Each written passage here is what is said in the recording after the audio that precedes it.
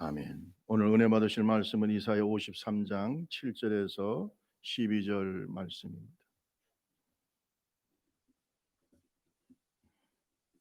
이사야 53장 7절에서 12절 말씀입니다.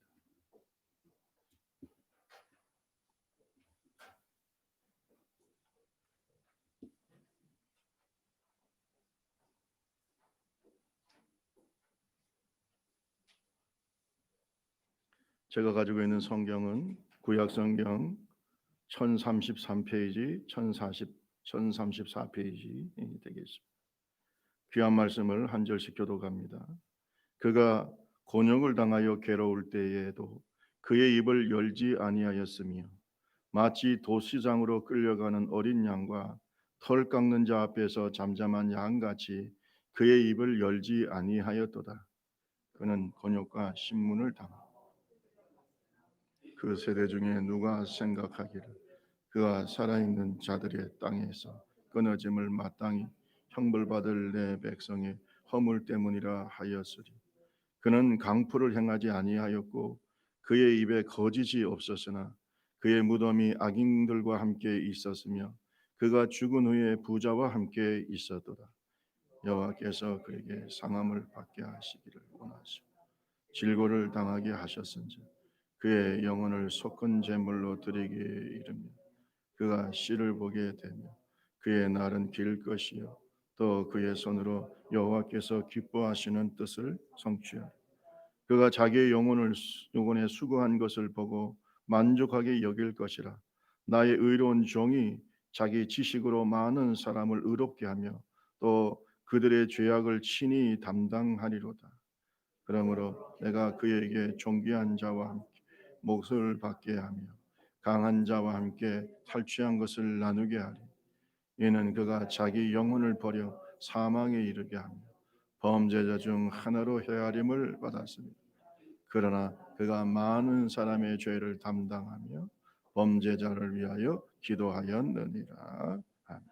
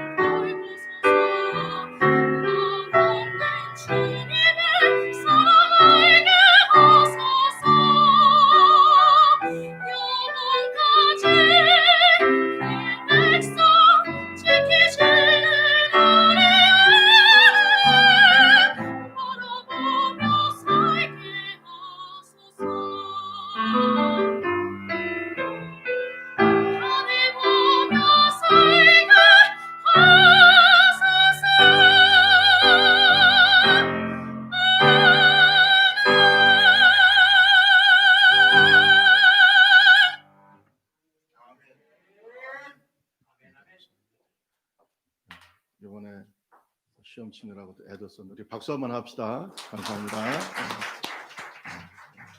자녀자매가 이번에 여러 가지로 애를 많이 쓰셨습니다. 우리 옆사람 뒷사람 앞사람 인사합니다. 오늘 말씀에 큰 은혜 받으시기 바랍니다 하고 인사합니다. 감사합니다. 이렇게 코로나도 이제 어느 정도 안정이 돼서 이렇게 다들 우리가 비록 나눠져서 예배를 드리지만 함께 예배할 수 있는 시간을 주신 하나님께 감사를 드리고요. 어느 초소에서 예배하든 그것이 하나님의 나라가 되기를 바랍니다.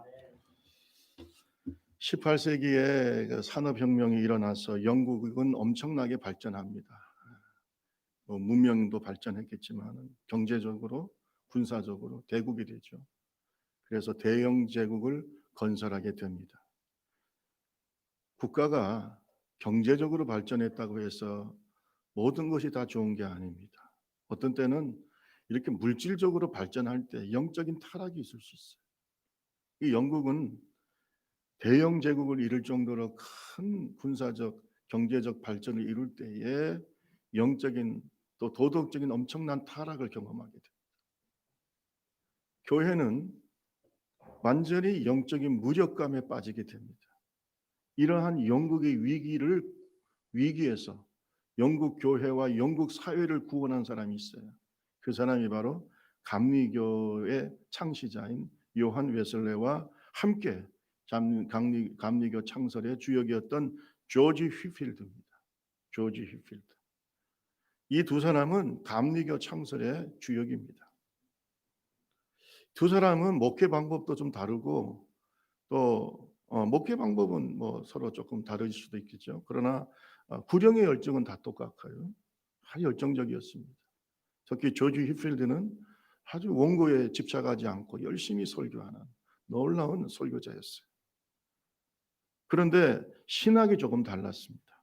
인간이 구원받는데 그 구원론에 대해서 좀 다른데 뭐 우리가 신학적으로 얘기하면 존 웨슬레는 만민 구원론을 주장하고 있었고 조지 휘필드는 장로교의 신학의 근거인 예정론을 좀 주장했어요. 그래서 감리교 안에서도 조지 휘필드는 예정론적인 감리교적인 장로교였다고 볼 수 있고 그 다음에 이 존 웨슬레는 우리가 흔히 말하면 이 만인 구원론을 주장하는 그런 사람이었어요. 그러니까 좀 다른 신학적인 입장을 가지고 있었어요.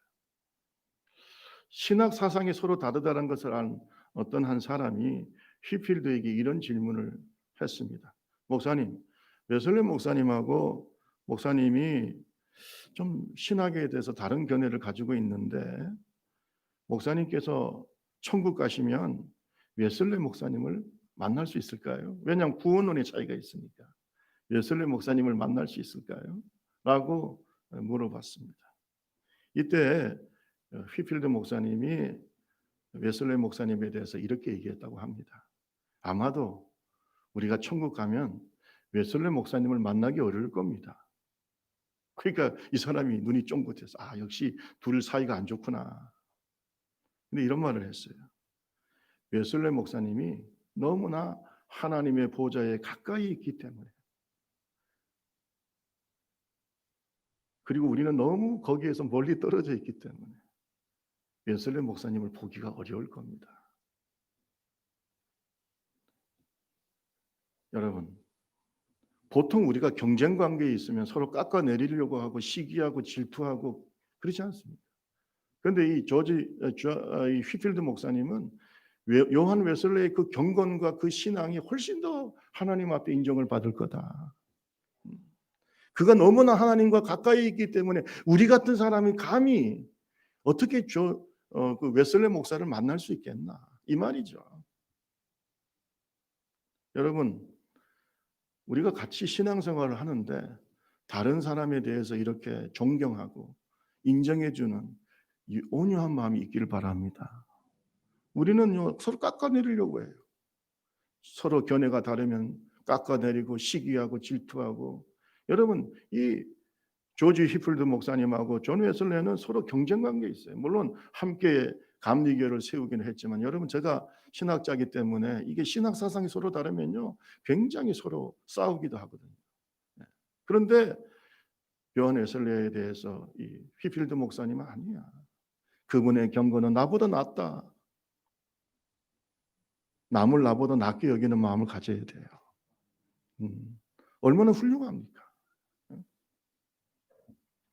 여러분 근데 이 조지 휘필드 목사님이요 온유한 사람이지만 절대로 하나님 앞에 대한 열정이 존 웨슬레 목사님하고 뒤처지지 않습니다. 왜냐하면 그가 남긴 명언이 있어요. 저는 이 명언을 항상 생각합니다.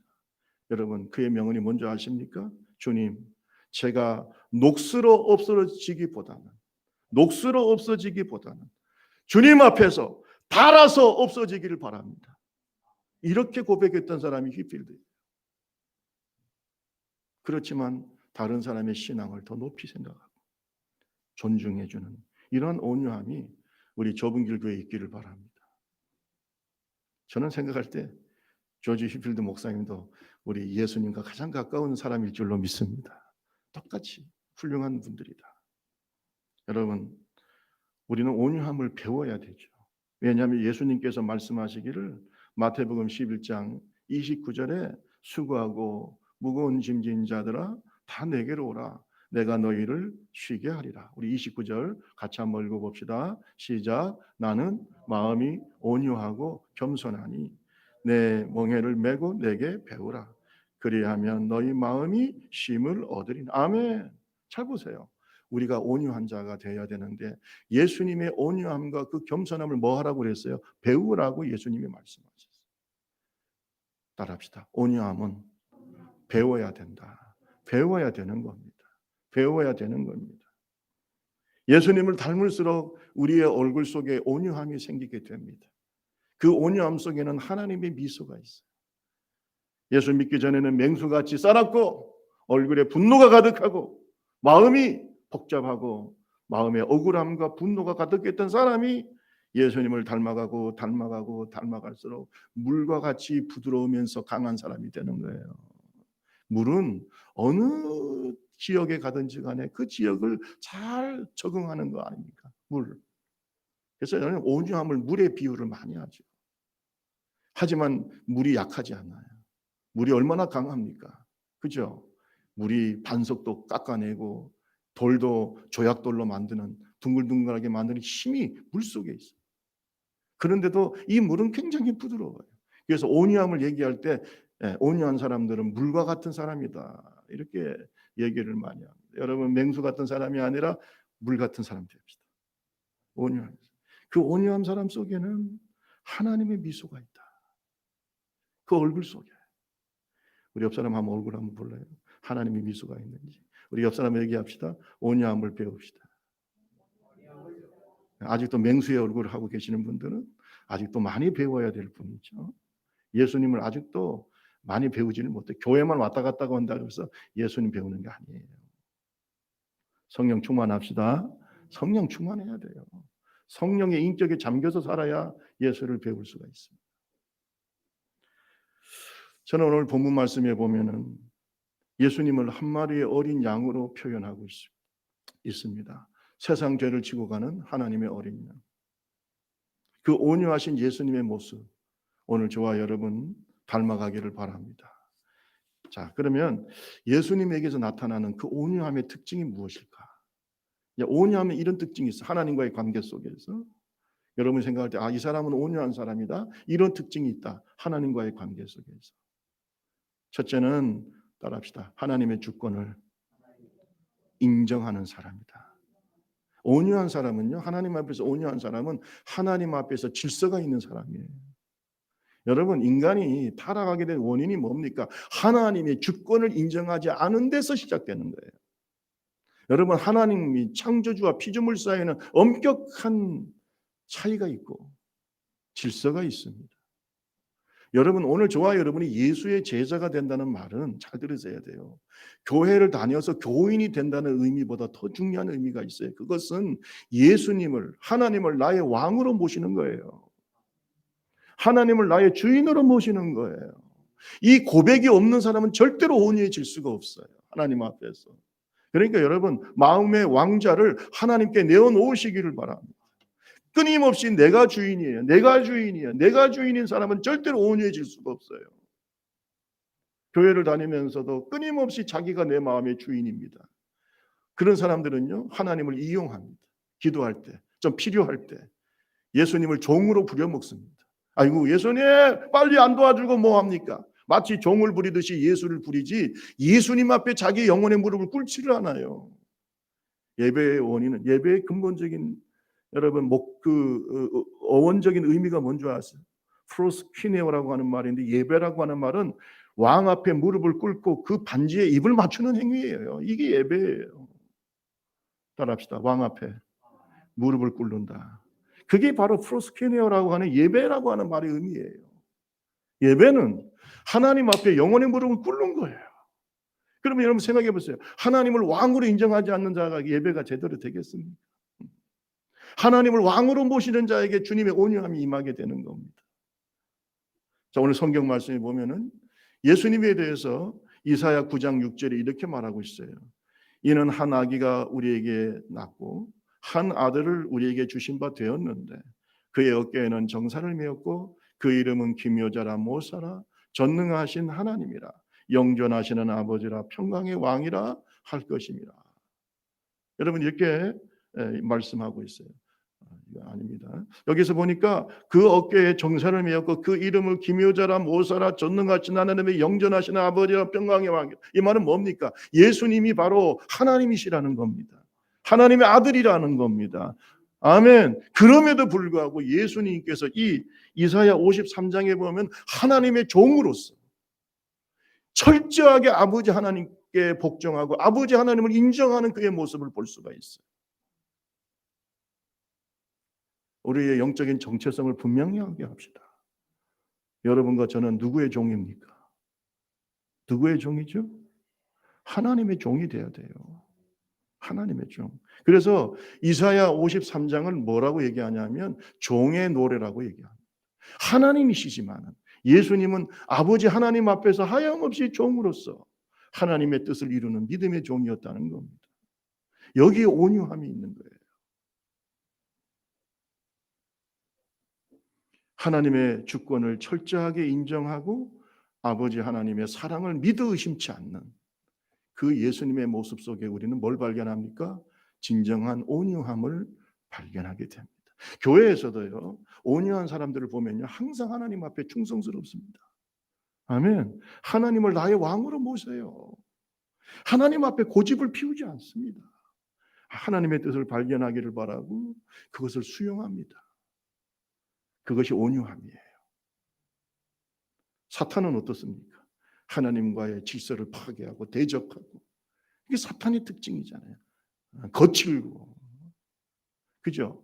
하나님을 향해 대항하고, 저게 적그리스도들이죠. 그 거짓 선지자들의 모습 아닙니까? 그러나 예수님은 하나님 앞에 하염없이 영혼의 무릎을 꿇는 분이에요. 저와 여러분은 어떻습니까? 오늘 우리의 거친 마음이 하나님 앞에 부드러워지기를 바랍니다. 그러려면 하나님을 하나님으로 인정하세요. 하나님을 나의 왕으로 인정하세요. 하나님을 내 인생의 주인으로 인정하세요. 생사화복이 하나님께 있음을 인정하시기 바랍니다. 그래서 우상숭배자들은 절대로 하나님 앞에서 온유해질 수가 없어요. 마음에 우상이 있는 사람, 절대로 자기가 우상이든 돈이 우상이든 마음에 하나님 말고 다른 하나님을 모시고 있는 사람은 절대로 하나님 앞에 온유해질 수가 없어요. 여러분, 하루를 믿더라도 제대로 믿읍시다. 그러려면 하나님이 우리의 주인이 되어야 돼요. 그러면 나의 삶이 다 바뀌게 돼 있어요. 누구 중심으로? 하나님 중심으로. 아멘. 하나님 중심으로 다 바뀌게 돼 있어요. 이것이 진정한 그리스도인의 변화인 줄로 믿습니다. 내가 주인일 때는 내가 다 모든 것을 명령합니다. 내가 주인일 때는 내가 내 판단과 내 생각과 나의 모든 기준으로 내 인생을 살아갑니다. 인간관계도 다 내 생각대로 살아갑니다. 그러니까 힘든 거예요. 성령께 맡기세요. 그러면 성경에 뭐였어요? 나는 마음이 온유하고 겸손하니 나의 온유함을 배워라.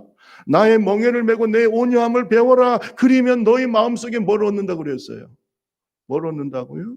쉼을 얻는다는 거예요. 하나님을 왕으로 인정하는 그 순간 우리의 영혼은 이제는 모든 것을 내려놓고 힘을 얻을 수가 있어요. 저는 참새하고 독수리를 항상 생각해 보는데, 참새는 작은 새지요. 그래서 자기 힘으로 막 날아다니려고 막 애를 쓰죠. 어떤 때는 바람도 거스리고 날아다니고. 참새들을 보면은 참 안 됐어요. 힘들게 사는 것 같아. 근데 여러분, 독수리들은 어떻습니까? 저는 강원도 저 중원진 지방에서 어린 시절을 보냈는데 거긴 독수리가 많아. 이 독수리들은요, 탁 날개를 펴고 바람을 어떻게 해요? 하긴 독수리를 안 보셨나 봐요. 예. 바람을요 쫙 탑니다. 하나도 힘들지 않는 것 같아. 그 큰 새가 바람을 거스르지 않고 그 길이를 타고 날아가는 모습은요 정말 볼만합니다.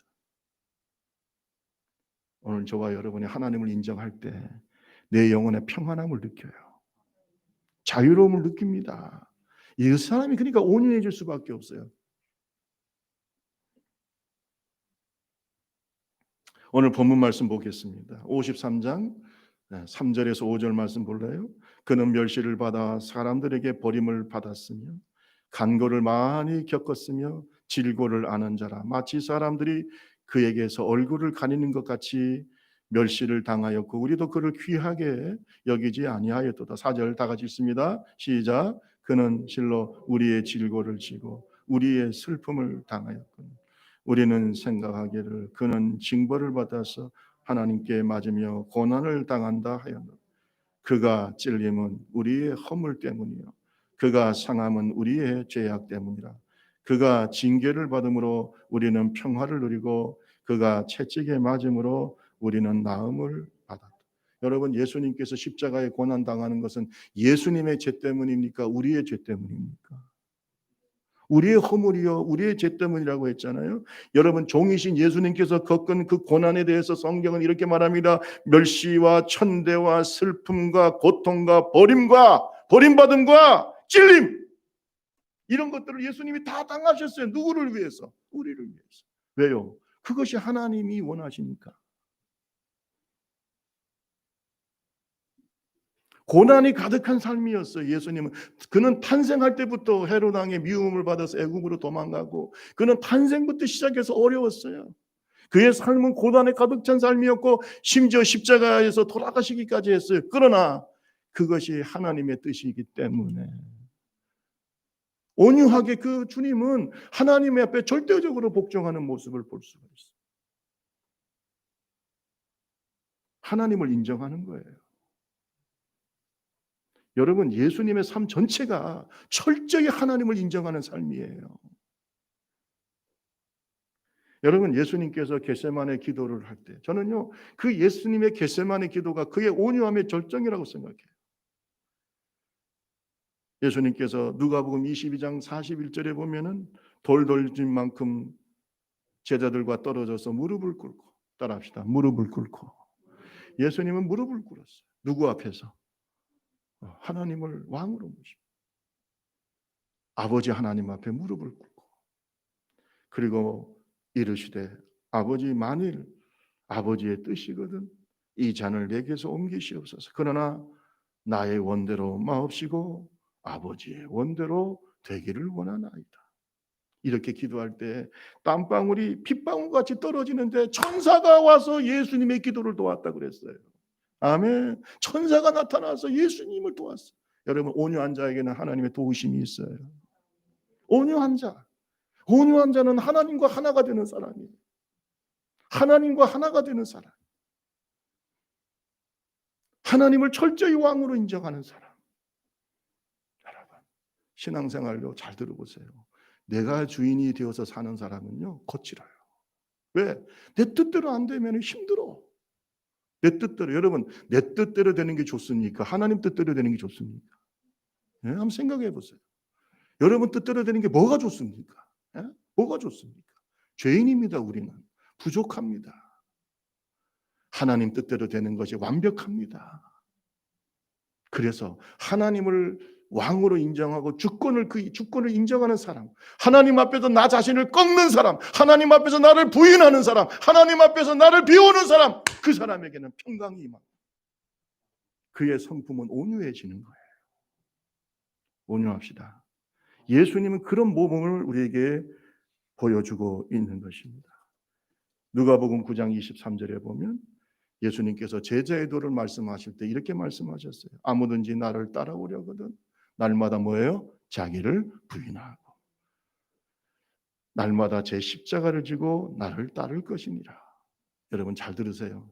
자기 부인은 하나님을 왕으로 인정하는 겁니다.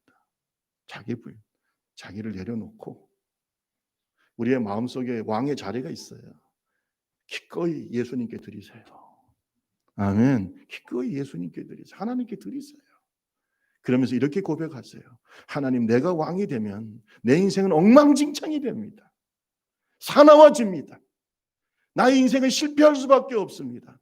그러니 예수님께서 내 마음의 왕이 되세요. 그러면 저는 순종하겠습니다. 이런 고백이 있는 자는 마음에 평안함이 넘치고 온유한 자가 됩니다. 두 번째로 온유한 자의 특징이 뭘까요? 하나님 앞에서 따라합시다. 묵묵히 고난을 받아들인다. 고난을 받아들여요. 고난에 저항하지 않아요. 하나님이 주시는 고난, 예수를 위한 고난, 교회를 위한 고난, 그거 그냥 받아들여요. 저항하지 않아요. 우리 박은근 장로님도 알고 갔지요. 알고. 여러분 순교할 줄 알고 다시 순천으로 들어간 거 아닙니까? 만약에 그 고난을 저항했다면 도망갔겠죠. 도망가서 피하셨겠죠. 여러분 그 6.25 동란, 그 엄청난 전쟁통에 아니 뭐 박은근 장로님 제가 이번에 우리 교단 헌법에 보면 연역이 있는데 거기에 보니까 박은근 장로님을 박헌근 전도사라고 표현되어 있어요. 오늘 제가 장로님께 보여드렸습니다. 여러분 목회자입니다. 전쟁통입니다. 나가서 다른 데로 피한들 누가 뭐라 하겠습니까? 교인들도 피하라고 했어요. 그 피하면 되지. 그거 가지고 누가 뭐라 할 사람이 있습니까? 전쟁통에. 그런데 고난을 알고 받아들이는 거예요. 그게 온유함이에요. 여러분 오늘 우리가 순교적 신앙을 갖는다는 말은요. 하나님이 주시는 고난을 묵묵히 받아들이는 겁니다.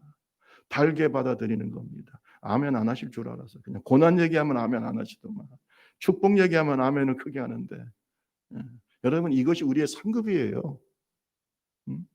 영적인 수준이 여기서 나타나는 겁니다. 고난을 알면서도 선교하러 가는 거예요. 아멘 할 때까지 계속 갔으면. 고난을 알면서 전도하는 거예요. 고난을 알면서 교회 개척하는 거예요. 고난을 알면서 신학교 뛰어드는 거예요. 고난을 알면서도 하나님 앞에 봉사하는 거예요. 어떤 분은 그러더라고. 목사님 교회에서 봉사하니까 말이 많고 힘들다고. 그렇지만 그거 알면서 봉사하는 거예요. 그 사람이 온유한 사람이라니까요. 아니 내가 뭐 그래서 그러잖아요. 일하는 사람은 항상 사람들한테 이런 말 저런 말 듣는다고.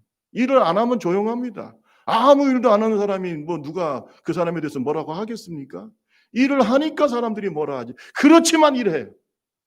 그 사람이 온유한 사람이에요. 우리 옆 사람하고 얘기합시다. 온유한 사람이 됩시다. 빨리 하세요. 시작. 동의하십니까? 온유한 사람이 되세요. 교회가 일하는 사람이 있어야 교회가 성장하지. 다들 남이 나한테 싫은 소리 하는 거 싫다고 안 하고 아무도 안 하면 전도도 안 하고 봉사도 안 하고 아무것도 안 하면 교회는 어떻게 되겠습니까? 제가 여러분한테 고난을 받지 않는 비결을 말씀해 드릴게요. 고난을 여러분 받지 않고 편안하게 인생을 살다가 지옥 가시려면 딱 한 가지 있어요. 아무것도 하지 마세요. 아무것도 하지 마세요. 기도도 하지 말고 전도도 하지 말고 봉사도 하지 말고 그냥 시체처럼 교회에 앉아 있다가 가세요. 천국 갈지 지옥 갈지 저는 확신 못합니다. 그러나 예수님을 닮아가고 예수님의 제자가 되려면 고난을 달게 받으세요. 내가 잘못해서 받는 고난은 당연한 겁니다. 그건 상급이 없어요. 그러나 성경에서 뭐라 그랬어요? 의리를 위해서 고난받는 자, 예수를 위해서 고난받는 자에게는 상급이 있어요. 그게 바로 온유한 사람이에요. 예수님은요, 하나님께서 허락하신 그 고난을 다 묵묵히 받아들였어요. 한번 물어봅시다. 예수님이 힘이 없습니까? 아니, 예수님이 6시간 동안 십자가에 달려 돌아가 계셨어요. 바로 돌아가신 거 아닙니다. 6시간 동안 십자가에 달 그 모진 고통, 그 비웃음, 어떤 사람은 막 침을 뱉고 머리를 흔들면서 조롱하고, 그 수치와 모욕은 얼마나 심했겠어요, 여러분.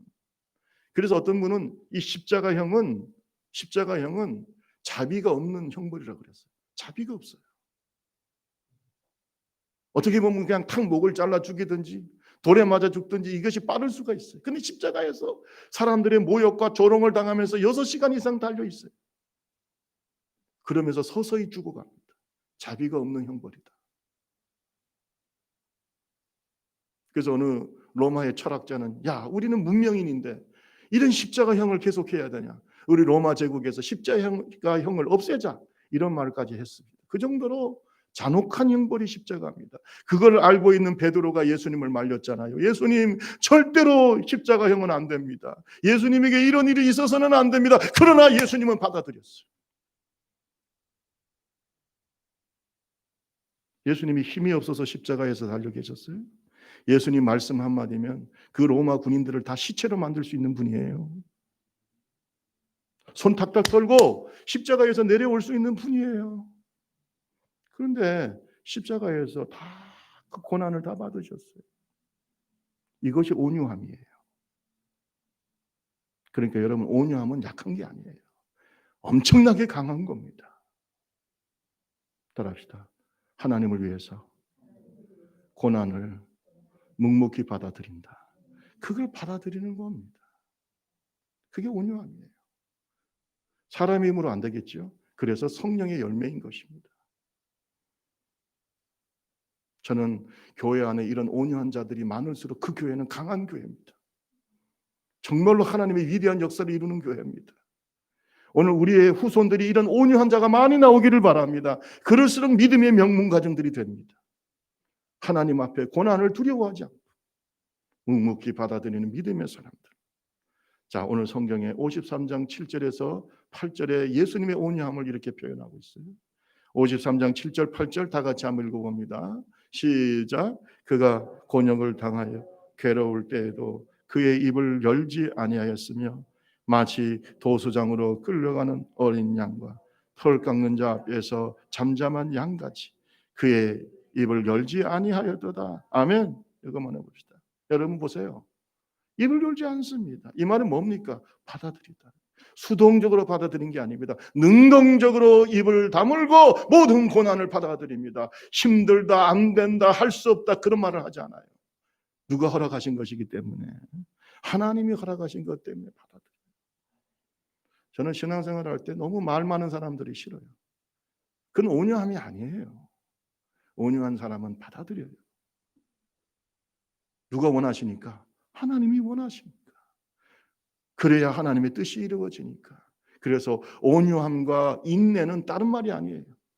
온유함이 바로 인내고 인내가 온유함인 줄로 믿습니다. 받아들입니다.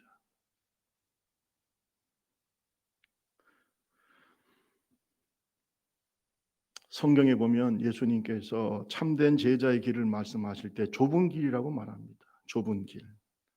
따라합시다. 좁은 길. 우리 교회가 무슨 길이에요? 좁은 길이죠. 좁은 길.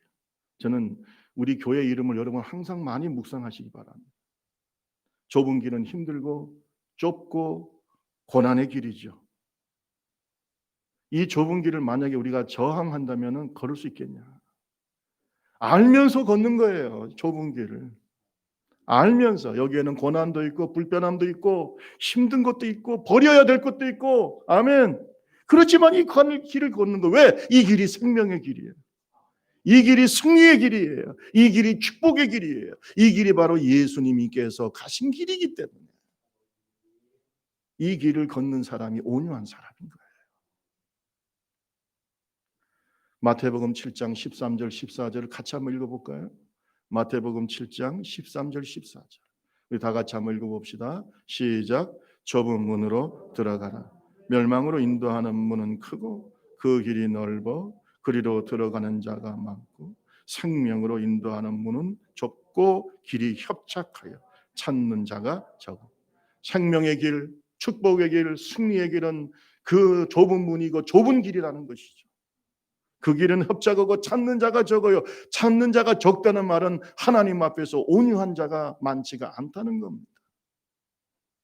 여러분, 이 말세의 마지막 때에 저는 이번에 코로나를 지내면서요, 하나님 앞에서 온유한 자가 누군가를 많이 알게 됐어요. 어떤 사람이 온유한 사람? 하나님을 위해서 그 고난을 묵묵히 받아들이는 사람들. 할렐루야. 그 사람들은 내가 뭐 신앙이 좋다고 말 안 해도 괜찮아요. 다 알아요. 어떤 사람이 하나님 앞에서 좋은 신앙을 가지고 있는지. 그것이 바로 온유함 속에 있어요. 온유한 자가 강한 사람이에요. 온유한 사람이 인내하는 사람이에요.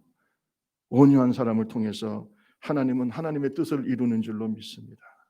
베드로전서 3장 17절에 선을 행함으로 고난받는 것이 하나님의 뜻이라고 그랬어요.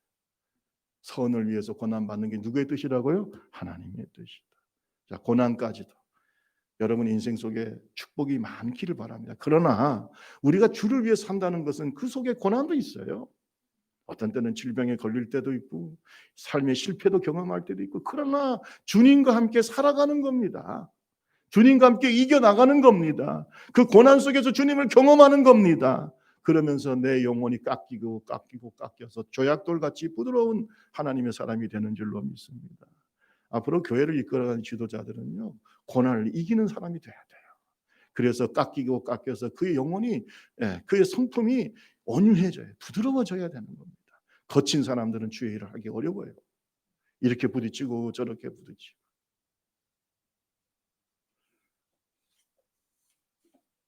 제가 이런 예화를 들은 적이 있습니다. 어떤 목사님이, 전도사 때인데요, 전도사님인데 강원도 시골의 어느 교회에 부임을 했어요. 부임을 해가지고 이제 예배를 드리는데 거기 동네 깡패가 있어요. 동네 깡패가 이제 예배를 드리는데 이 사람들이 교회를 싫어해요. 그러니까 어떻게 예배를 방해했냐면, 돌 있잖아요. 큰 돌도 아니고 작은 돌을 가지고 창문에다가 던지는 거예요. 그 예배인도 하겠어요. 주님께서 기뻐하시는 예배를 드립시다. 다 같이 묵도하시겠습니다. 그럼 어떻게 해요? 돌을 던져. 딱 이런 거슬려 안 거슬려? 이게 보통 거슬리는 게 아니에요. 근데 여러분, 이 전도사님이 태권도 유단자예요. 태권도 유단자. 이 동네 깡패들은 모르잖아요. 계속 돌을 던지는 거예요. 참았어. 첫 주는 참고, 둘째 주도 참고, 셋째 주도 참고. 근데 계속 돌을 던지는 거예요. 딱. 나중에 이 전도사님이 예배를 드리다가 더 이상 참을 수가 없었어요. 성도들한테 말했어요. 여러분, 잠깐만 기다리세요. 그리고 교회 밖에 나갔더니 그 깡패들 한 두세 사람이 거기서 이제 장난치고 있는 거예요. 어떻게 됐겠어요? 이 전도사님이 날았습니다. 날아가지고 완전히 그 깡패들을 다 제압을 했어요. 잘했습니까? 여러분, 잘했다고 하시네요. 그 다음에 동네에 소문이 났어요. 뭐라고 소문 났겠어요? 전도사가 잘했다고 얘기 안 하고 사람 팼다고. 그 동네에 소문 나고 사람 팼다고.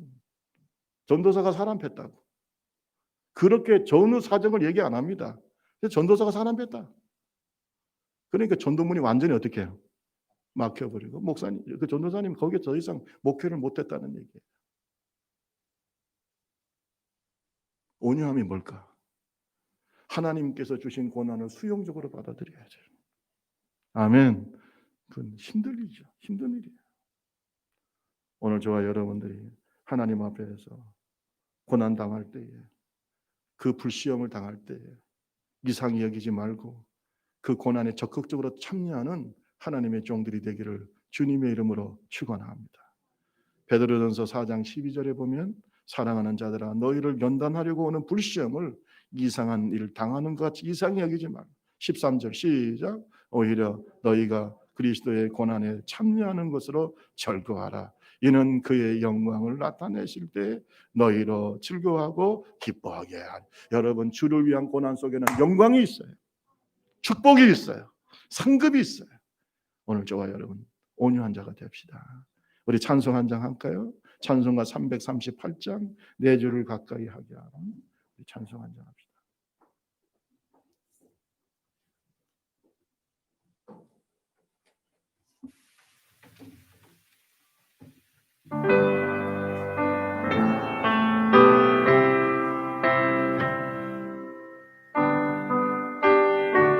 2절 3절만 하겠습니다. 내 주를 가까이 십자가 진 같은 고생이나 내 일생 소원 내 일생 소원을 늘 찬송하면서 주께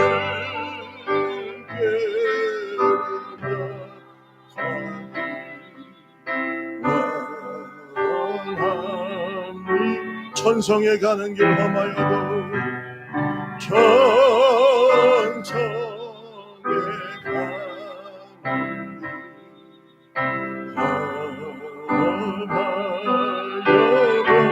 생명길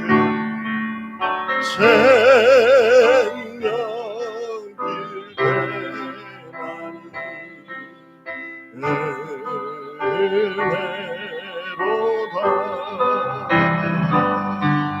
천사들 부르니 늘 찬송하면서 주께로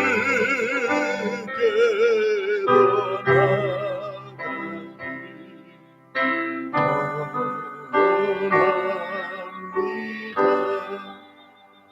이 찬송은 온유한 자의 찬송인 줄로 믿습니다.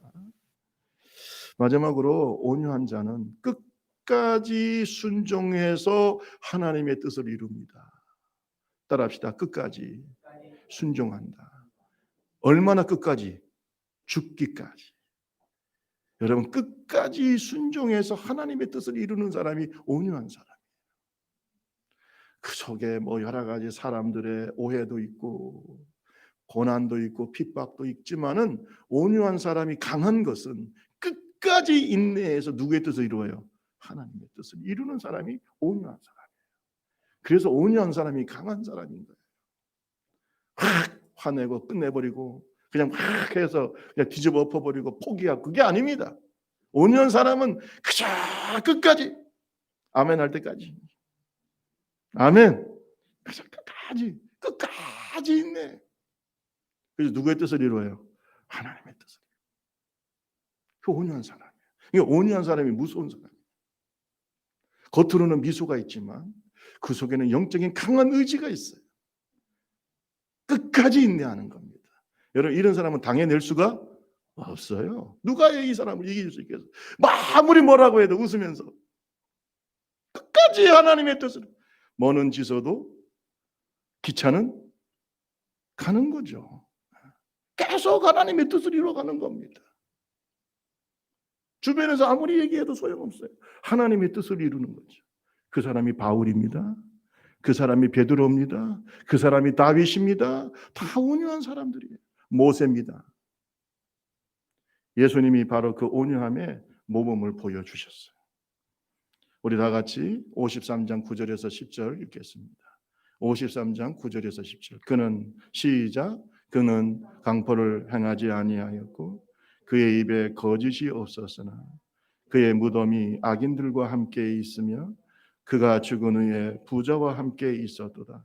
여호와께서 그에게 상함을 받게 하시기를 원하사 질고를 당하게 하셨은즉 그의 영혼을 속건 제물로 드리기에 이르면 그가 씨를 보게 되며 그의 날은 길 것이요 또 그의 손으로 여호와께서 기뻐하시는 뭘 성취한다고요? 여호와께서 기뻐하시는 뜻을 성취. 그 뜻을 성취해서 하기 위해서 무덤까지 내려가는 겁니다. 죽기까지 복종하는 겁니다. 아멘. 이것이 예수님의 온유함이에요. 이걸 누가 이길 수 있겠습니까? 여러분, 예수님께서 죽기까지 순종하심으로 자신을 화목제물, 희생의 제물로 드리고 죽기까지 순종하신 줄로 믿습니다. 여러분, 빌립보서 2장 5절에서 8절에 보니까 너희 안에 이 마음을 품으라.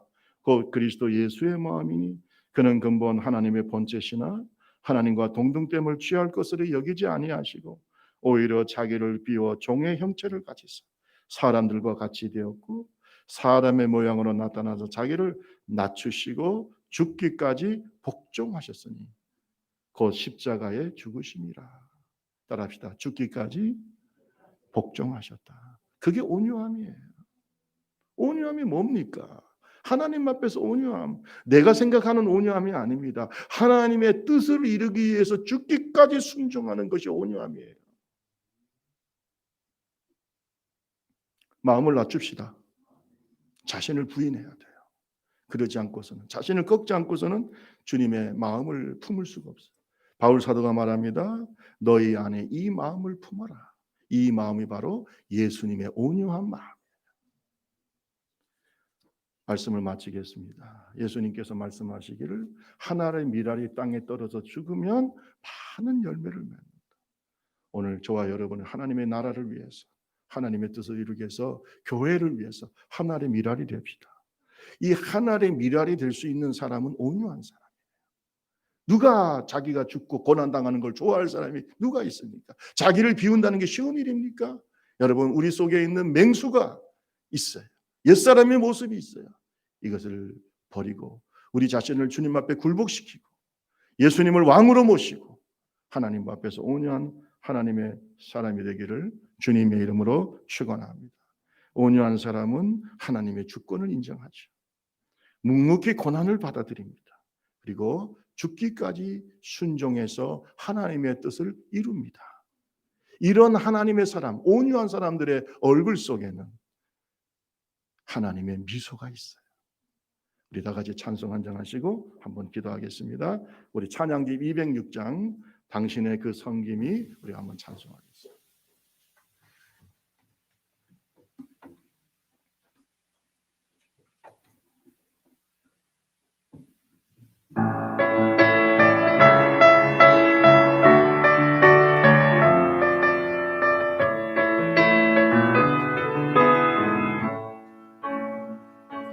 당신의 그 섬김이 천국에서 해가 지는 날이 당신의 그 겸손이 천국에서 해가 지는 날이 당신의 그 믿음이 천국에서 해가 지는 날이 당신의 그 충성이 천국에서 해가 지는 날이 주님이 기억하시면 좋하리 예수님 사랑으로 가득한 것을 천사가 흥망하는 아름다운 그 모습 천국에서 해가 지는 날이 당신의 그 순종이 천국에서 해가 지는 날 그 사랑이 당신의 그 사랑이 천국에서 해가 지는 날이 당신의 그 믿음이 천국에서 해가 지는 날이 당신의 그 헌신이 천국에서 해가 지는 날 주님이 기억하시면 좋겠네 주님이 기억하시면 좋겠네 불타는 사랑으로 가득한 것을 천사로